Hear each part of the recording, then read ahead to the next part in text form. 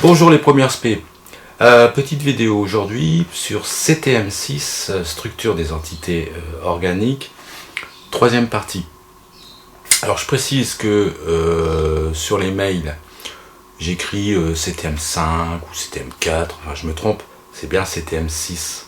D'ailleurs sur la vidéo, l'autre vidéo, la précédente, je termine en disant CTM3 ou je sais plus quoi, c'est bien CTM6. Il s'agit de la fiche donc CTM6, structure des entités organiques, cours troisième partie.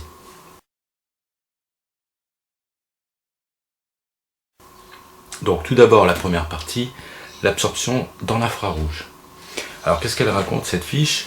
La spectroscopie infrarouge, IR, permet d'identifier la nature des liaisons. La nature des liaisons, ça veut dire si c'est une simple liaison, si ce sont des doubles, des molécules organiques. Elle permet d'identifier les groupes caractéristiques. Bon, ça on a vu les groupes caractéristiques, donc alcool, cétone, aldéhyde, acide carboxylique, en première spé. Voilà les fonctions que vous avez vues. Mais pas d'identifier le squelette d'une molécule. Donc ça dit simplement, ça va vous dire, voilà, il y a telle fonction, c'est un alcool, il y a des liaisons triples, il y a des liaisons simples, voilà, bon, voilà, c'est tout ce que ça donne comme renseignement. Alors, comme c'est l'infrarouge, elle utilise des longueurs d'onde de l'infrarouge, entre 2,5 micromètres et 20 micromètres. Alors je rappelle que le spectre de la lumière visible est compris entre 0,4 micromètres et 0,8 micromètres visible. 0,8 micromètres pour le rouge, et donc à 2,5 et 20 micromètres, on est bien au-delà, d'accord, des 0,8 micromètres du rouge. Donc c'est bien de l'infrarouge. En fait, on a déjà parlé d'absorption cette année, quand on avait parlé de la loi de Beer-Lambert. Alors, c'était de l'absorption de lumière visible. On regardait au niveau du spectre visible. Le spectrophotomètre qu'on utilisait en TP, on l'utilisait avec des rayonnements monochromatiques dans le visible. Ici, c'est de la spectroscopie infrarouge. Donc on ne peut pas voir cette lumière à l'œil nu, d'accord? Mais les molécules, en fait, elles réagissent avec cette lumière invisible à l'œil nu. On est encore dans le cadre, vous voyez, finalement, de l'interaction lumière-matière. Et donc, il y a toute une cohérence, finalement, dans le programme.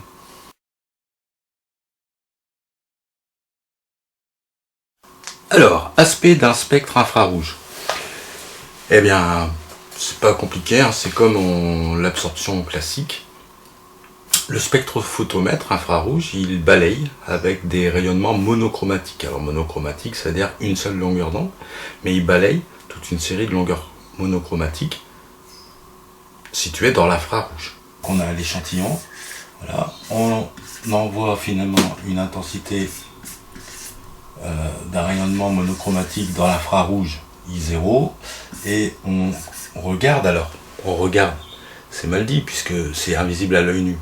Mais disons qu'il y a un capteur qui va mesurer ce qu'il reçoit comme intensité.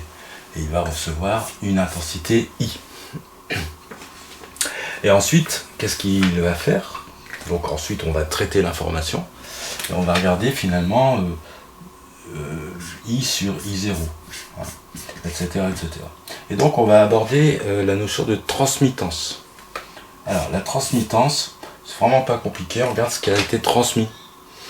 Donc si par exemple vous recevez autant que vous n'avez envoyé, donc si par exemple I égale I0, ça veut dire que la transmittance est de 100%. Et donc ça veut dire qu'il transmet tout. Donc elle peut être de 100%. Imaginons que l'échantillon absorbe absolument tout le rayonnement incident. À ce moment-là, on ne verra rien en sortie. À ce moment-là, la transmittance sera de 0%, rien ne passe. Et donc finalement la transmittance, c'est une valeur qui est comprise entre 0 et 100%. Et l'autre grandeur, l'absorption, c'est finalement le complément. Si transmittance est de 100%, 100%, ça veut dire que l'absorption est de 0%. Et si la transmittance est de 0%, alors l'absorption est de 100%. Quel genre de graphe on utilise en spectro? Alors, il y a un graphe ici, voilà, en ordonnée, on va tracer finalement la transmittance. Donc ici, il y a la transmittance en pourcent. Donc évidemment, ça va de 0 à 100%. Voilà. De 0 à 100%. En axe des abscisses horizontales, ce qu'il faut dire. Voilà. Vous voyez, j'ai fait un axe dans ce sens-là. Alors si je fais l'axe dans ce sens-là, en fait, ça veut dire que machinalement, je mets la longueur d'onde. On va graduer l'axe en mettant sigma. Donc sigma, c'est une nouvelle lettre grecque. Hein, sigma. Et sigma, en fait, ça sera 1 sur lambda.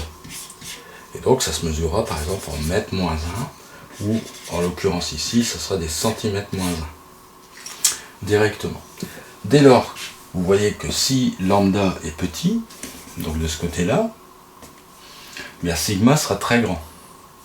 Et si vous avez un lambda ici qui est très grand, qui est plus grand que là, hein, eh bien le sigma sera petit.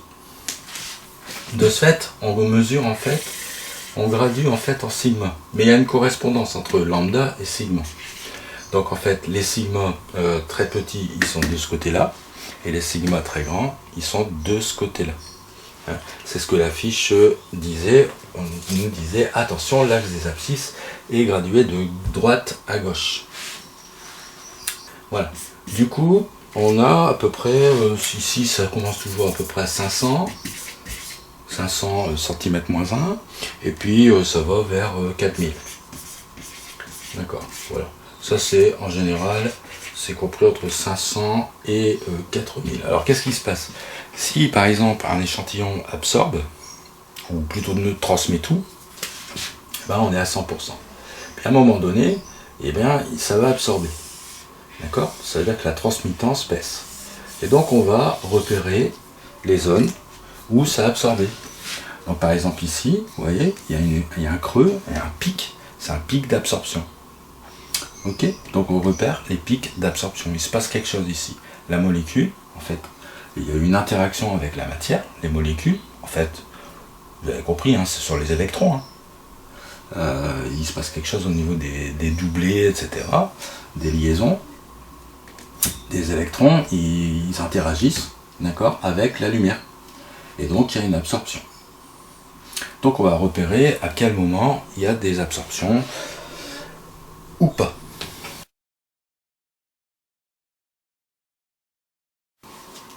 Alors je vais vous parler un peu des bandes d'absorption. Quand on a finalement un spectre comme celui-ci, d'accord, transmittance, et puis nombre d'ondes, voilà, je ne sais pas si j'ai dit que sigma c'était le nombre d'ondes,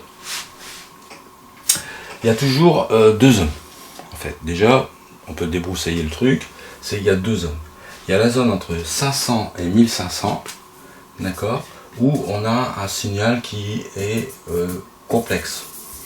Bon, eh bien, ce signal-là, en général, on va le laisser de côté parce qu'il est trop compliqué, on ne peut pas trop en tirer quelque chose avec la spectroscopie infrarouge. Il faudra peut-être une autre méthode.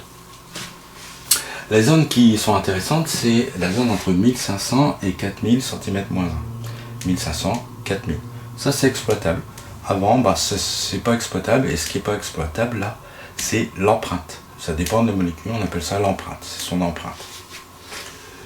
Par contre, qu'est-ce qu'on va trouver dans cette zone de 1500, 4000? Et bien, on va trouver des absorptions. Alors, ces absorptions, vont être caractérisées par ce qu'on appelle des bandes d'absorption.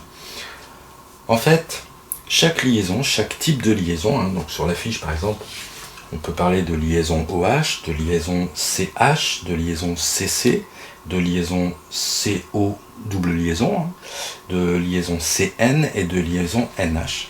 Elles vont avoir une caractéristique au niveau des bandes d'absorption. Alors, déjà, moi je ne vais pas vous parler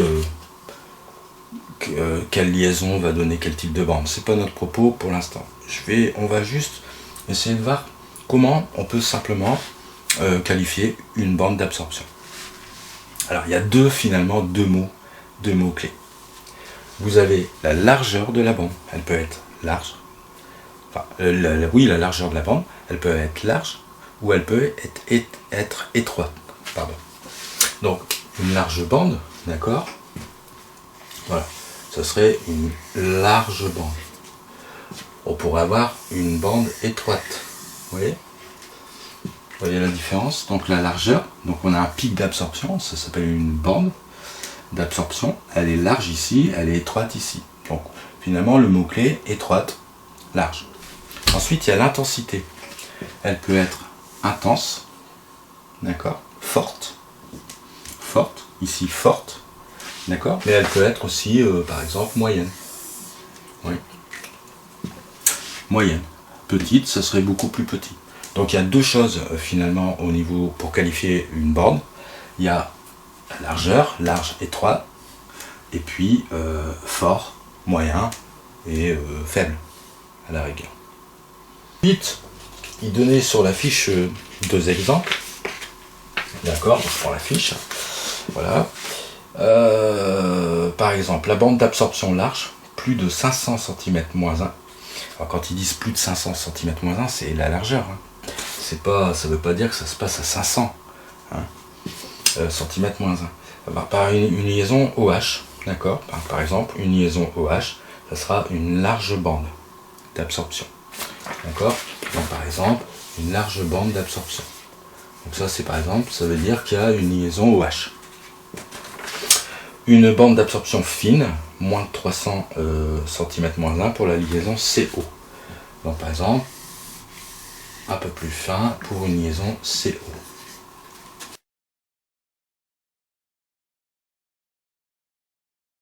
Alors partie 4, analyse du spectre infrarouge d'une molécule organique. Et bien là en fait, je vous ai résumé en fait tout ce qu'il faut savoir pour résoudre un exercice en spectroscopie infrarouge.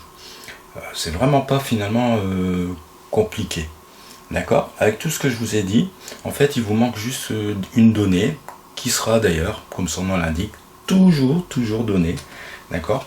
Donc dans un exercice, on vous donnera un tableau où on vous mettra le type de liaison. Par exemple, on vous dira que voilà, CH, d'accord, bien. On vous dira que ça se situe entre 2900 et 3100 cm-1.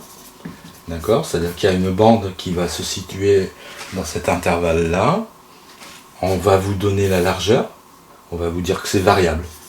Alors si on vous dit que c'est variable, ça veut dire elle peut être large, elle peut être étroite. En tout cas, s'il y a une bande dans cette zone-là, d'accord, et puis par contre, on va vous donner une information, par exemple, supplémentaire, c'est l'intensité de la bande, comme je le disais, moyenne à forte. Voilà. Ici, on dit, par exemple, moyenne à forte. Donc, vous avez compris, hein. On va vous donner, par exemple, le spectre, d'accord, et c'est à vous d'interpréter, donc il faut faire le détective, quoi. Vous regardez, est-ce qu'il y a, par exemple, entre 2900 et 3100, une bande? Oui, il y en a une. Non, alors s'il n'y en a pas, bah, c'est réglé. Ça veut dire qu'il n'y a pas ça. Et puis, voilà. Donc en fait, c'est vraiment pas compliqué, hein. Les données, elles sont tout le temps données. Il faut juste savoir lire. Et je répète, les deux critères, finalement, c'est de savoir lire un graphique. Hein. Enfin, les trois critères, c'est savoir lire un graphique. Et puis, savoir reconnaître ce que ça veut dire variable, large, étroit, moyen, forte, faible. Voilà, c'est aussi simple que ça. Alors, cinquième et dernière partie, le cas particulier de la liaison OH.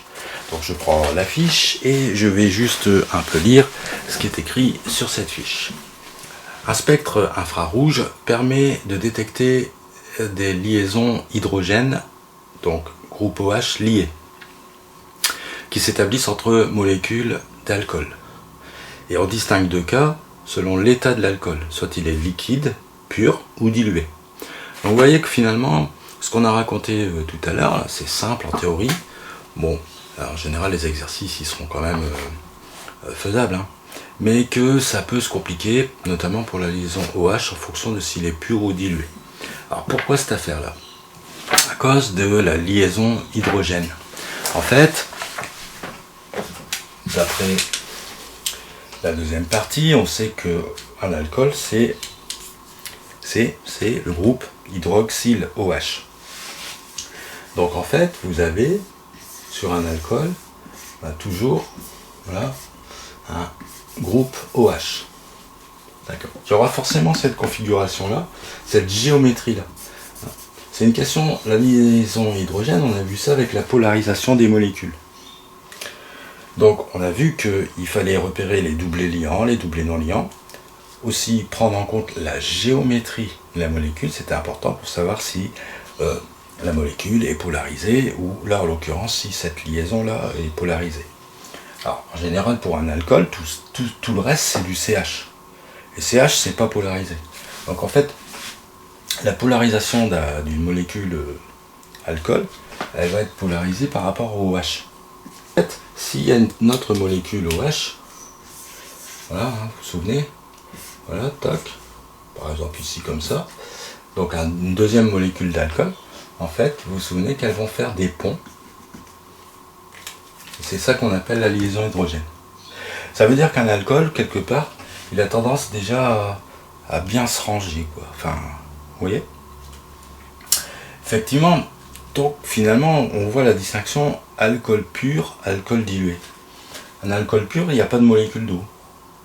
Bon, dans l'alcool, il y a toujours quand même de l'eau. Hein. Mais disons qu'il est presque pur. 90 degrés. Si on rajoute de l'eau, bah, ça vient finalement casser cet équilibre-là. Donc il y a de moins en moins de liaison hydrogène. Donc ça va se ressentir au niveau du spectre en fait. C'est ça. Donc ici par exemple, voilà. Eh bien ici vous avez, alors que je regarde, voilà, ici vous avez le spectre de l'éthanol pur, c'est-à-dire il n'y a pas beaucoup d'eau.